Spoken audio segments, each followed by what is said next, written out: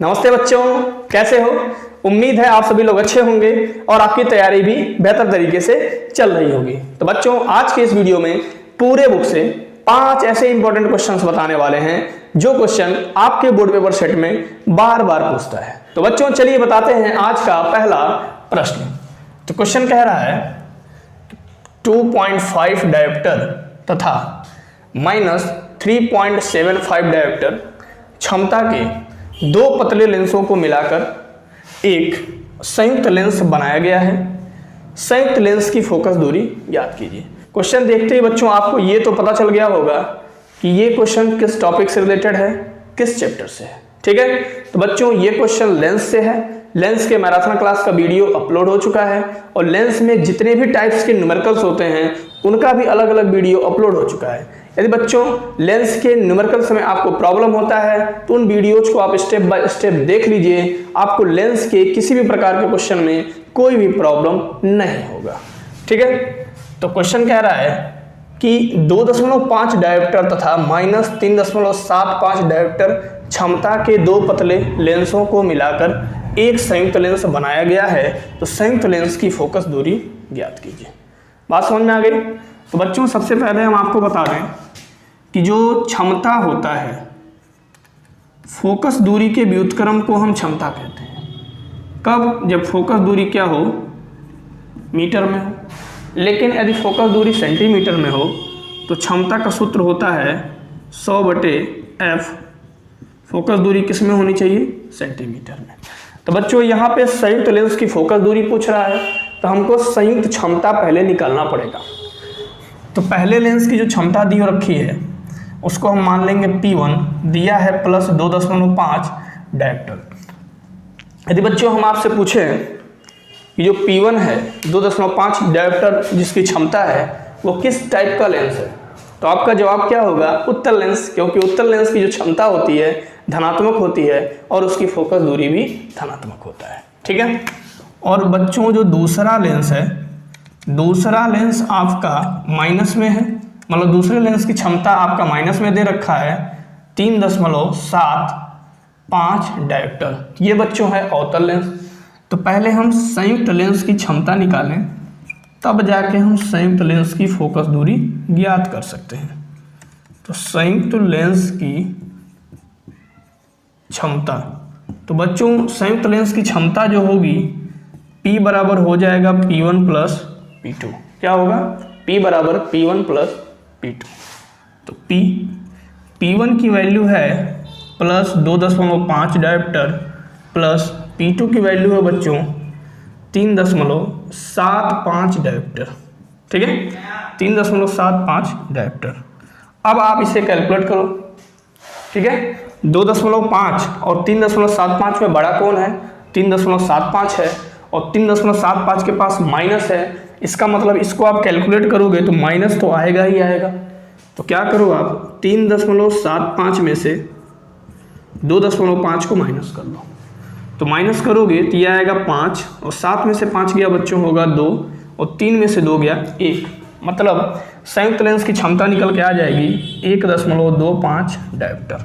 अब हम बड़े आराम से संयुक्त लेंस की फोकस दूरी निकाल पाएंगे, क्योंकि बच्चों हम आपको फार्मूला भी बता दिए।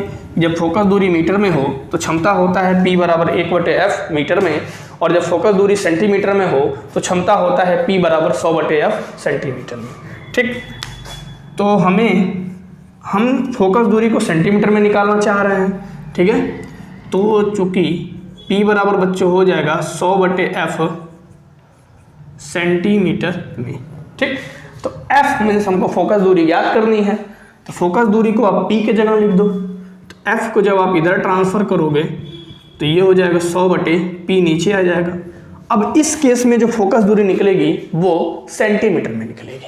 ठीक, अब आप ध्यान दो बच्चों, तो ये हो जाएगा 100 क्षमता कितना आया है -1.25 डायोप्टर।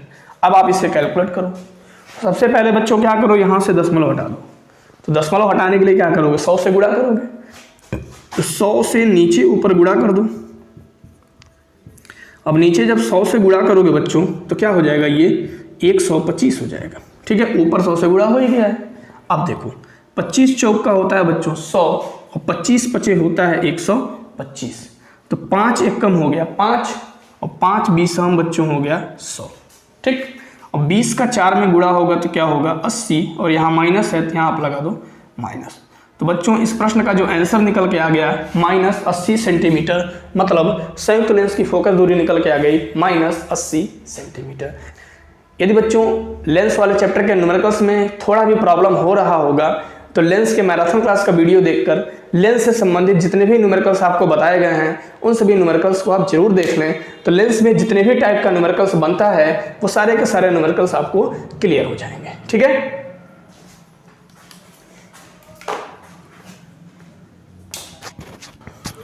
बच्चों अब हम आपको बताते हैं क्वेश्चन नंबर 2। ठीक है, क्वेश्चन नंबर 2 बेहद ही इजी प्रश्न है और इंपॉर्टेंट प्रश्न है। ठीक है, समझो क्या कह रहा है, वायु के सापेक्ष जल और कांच के अपवर्तनांक। ठीक है, ध्यान देना, क्या कह रहा है, वायु के सापेक्ष जल और कांच का अपवर्तनांक क्रमशः 4/3 और 3/2 है। सबसे पहले आप इसे लिख लो। क्या कह रहा है, कह रहा है कि वायु के सापेक्ष जल और कांच का अपवर्तनांक, मतलब जल का अपवर्तनांक, जल का अपवर्तनांक। ठीक है, वायु के सापेक्ष जल का अपवर्तनांक कितना दे रखा है 4/3। तो बच्चों जिसका अपवर्तनांक होता है, अपवर्तनांक को तो आप n से रिप्रेजेंट करते हैं, लेकिन जिसका अपवर्तनांक होता है उसको इधर लिखते हैं। तो जल के लिए हम W का यूज करते हैं, मतलब जल का अपवर्तनांक किसके सापेक्ष है, वायु के, जिसके सापेक्ष होता है उसको हम इधर लिखते हैं। ध्यान दीजिएगा आप। तो बच्चों जिसका अपवर्तनांक होता है उसको इधर लिखते हैं और जिसके सापेक्ष होता है उसको इधर लिखते हैं। तो वायु के सापेक्ष जल का जो अपवर्तनांक हो जाएगा वो हो जाएगा ANW। ठीक है, और एक दिया है कि वायु के सापेक्ष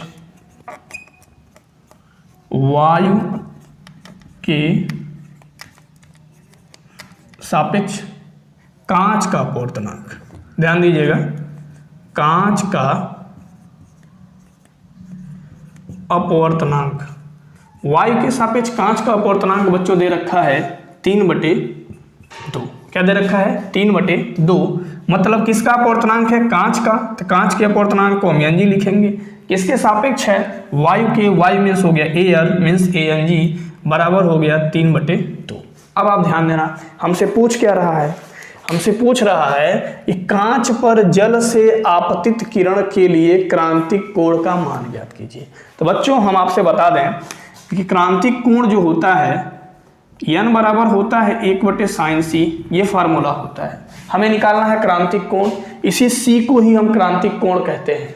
ठीक है, sin c को यदि आप इधर ट्रांसफर करोगे तो sin c बराबर हो जाएगा 1/n। और प्रश्न हमसे क्या कह रहा है कि कांच पर जल से आपतित किरण के लिए क्रांतिक कोण। ठीक है, तो कांच पर जल से जो आपतित किरण के लिए क्रांतिक कोण होगा उस केस में sin c बराबर हो जाएगा 1/WNG। मतलब क्रांतिक कोण का मान निकालने के लिए हमको सबसे पहले WNG का मान निकालना पड़ेगा। बात समझ गए, क्या निकालना पड़ेगा, WNG। तो सबसे पहले आप WNG निकाल लो। तो लिखोगे चूंकि WNG।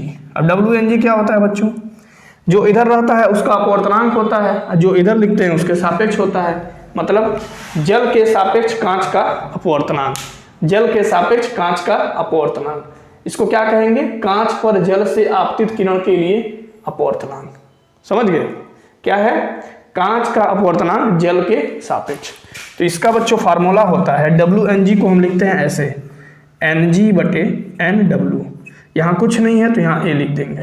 ठीक है, अब आप देखो Ang की वैल्यू है 3/2 और ANW की वैल्यू है बच्चों 4/3।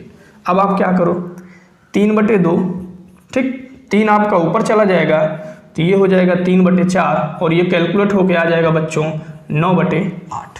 अब हमें क्या निकालना है, क्रांतिक कोण का मान निकालना है। तो क्रांतिक कोण किसके लिए कह रहा है, क्रांतिक कोण कह रहा है कांच पर जल से आपतित किरण के लिए क्रांतिक कोण। तो लिखेंगे कांच पर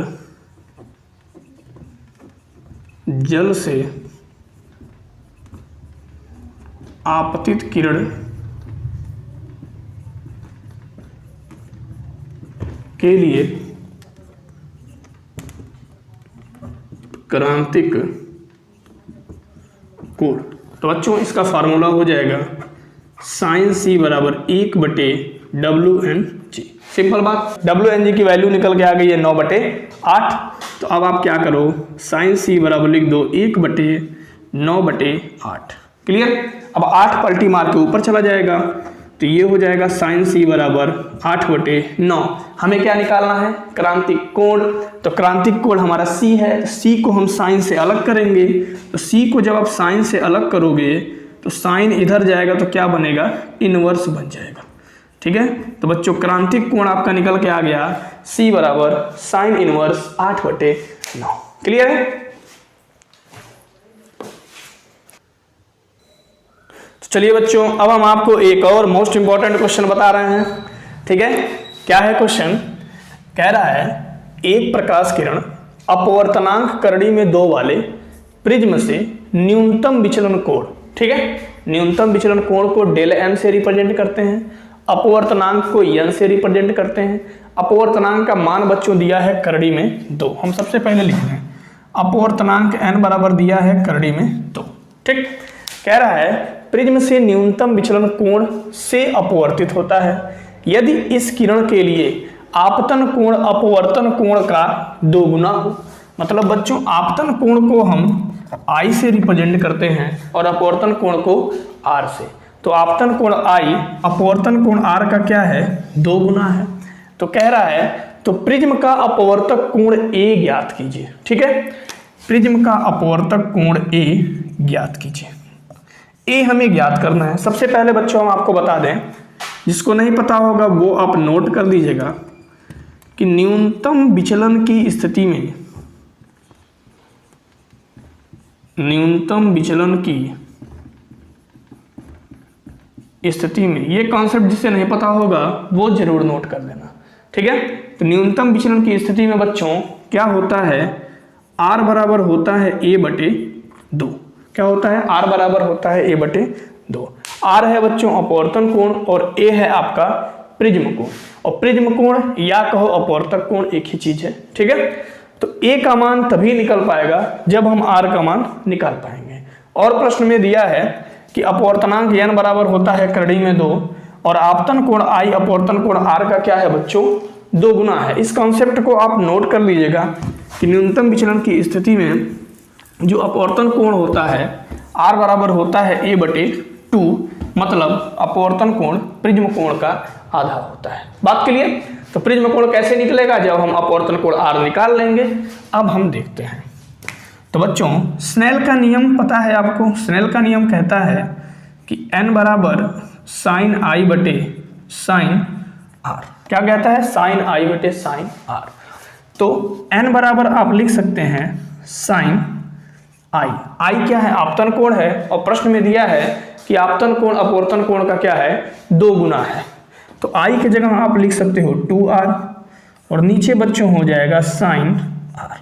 अब आप ध्यान देना, तो n बराबर हो जाएगा, अब यहां पर एक त्रिकोणमितीय फार्मूला यूज होगा। कौन सा, यदि आप मैराथन क्लास का वीडियो देखे होंगे तो आपको जरूर पता होगा। साइन 2A बराबर होता है 2 sine A into cos A। ये वाला त्रिकोणमितीय फार्मूला यूज होगा। मतलब n बराबर हो जाएगा, साइन 2R दे रखा है ना, तो साइन 2R को हम लिख देंगे 2 sine R into cos R और नीचे क्या है, साइन R। ठीक है, ध्यान देना। तो साइन R से साइन R बच्चों क्या हो गया, कैंसिल हो गया। और n अपवर्तनांक है, अपवर्तनांक की वैल्यू प्रश्न में दे रखी है करड़ी में 2 बराबर ये हो जाएगा 2 cos R। ठीक, हमें R निकालना है तभी तो A निकलेगा। अभी हम आपको बताए कि न्यूनतम विचलन की स्थिति में R जो होता है प्रिज्म कोण का आधा होता है, R बराबर A/2। अब आप देखो करड़ी में 2 को आप इधर ट्रांसफर कर लो, तो करड़ी में 2/2 बराबर हो गया cos R। तो तो बच्चों ऐसी स्थिति जब उत्पन्न होती है तो हम करते हैं परमीकरण। ठीक है, तो जो वैल्यू रूट में है उसी का परमीकरण होगा। तो √2 से नीचे ऊपर मल्टीप्लाई कर दो, तो √2 का √2 में मल्टीप्लाई करोगे बच्चों तो क्या हो जाएगा 2, और नीचे हो जाएगा 2√2 बराबर हो जाएगा cos r। ठीक है, तो 2 से 2 बच्चों क्या हो गया कैंसिल, और यहाँ हो गया 1/√2 बराबर हो गया cos r। अब हम देखेंगे कि cos में कितने डिग्री की वैल्यू 1/√2 है। तो बच्चों cos में cos 45 डिग्री की वैल्यू जो होती है, cos 45 डिग्री की जो वैल्यू होती है 1/√2 होता है cos r। अब आप देखो इन दोनों का जब आप कंपेयर करोगे तो r बराबर निकल के आ जाएगा 45 अंश। क्या निकल के आ जाएगा 45 अंश। और हम आपको बताए थे कि न्यूनतम विचलन की स्थिति में,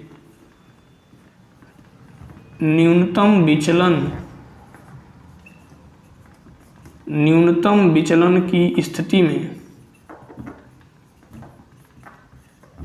न्यूनतम विचलन की स्थिति में बच्चों होता है r बराबर a/2।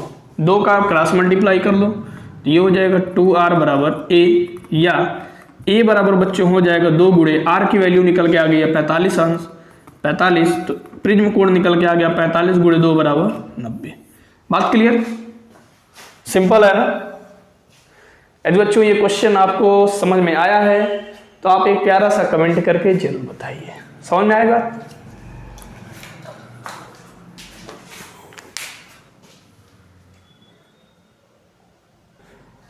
तो बच्चों अब हम आपको बताते हैं क्वेश्चन नंबर 4, और क्वेश्चन नंबर 4 बेहद ही आसान क्वेश्चन है।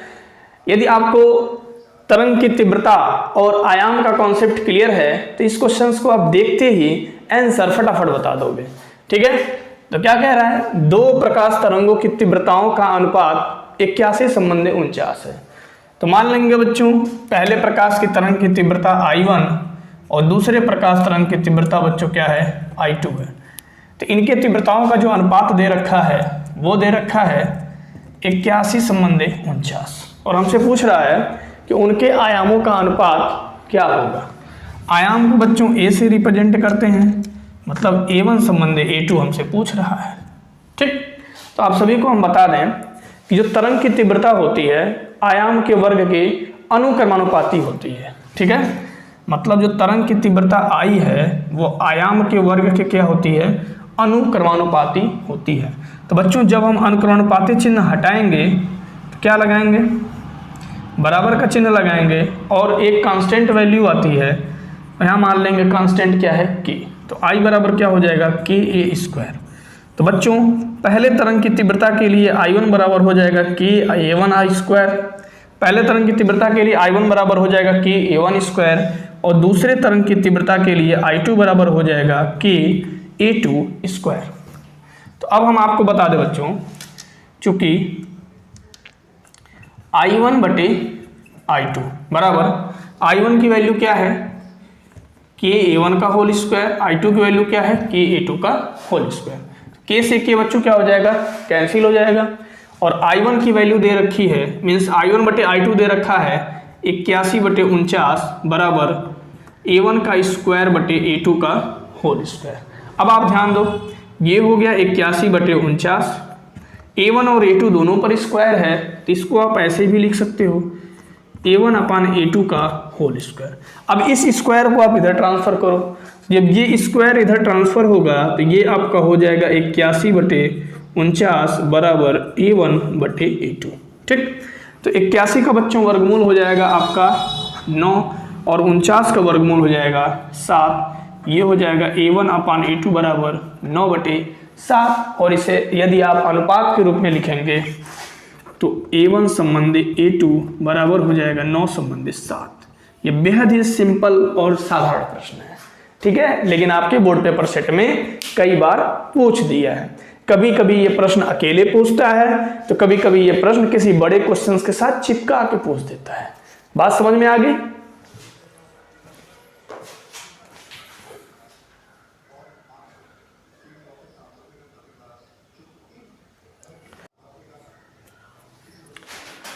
तो तो चलिए बच्चों, इस वीडियो का लास्ट क्वेश्चन हम आपको बताते हैं, क्वेश्चन नंबर 5। ये भी क्वेश्चन बहुत इंपॉर्टेंट है। क्या है प्रश्न?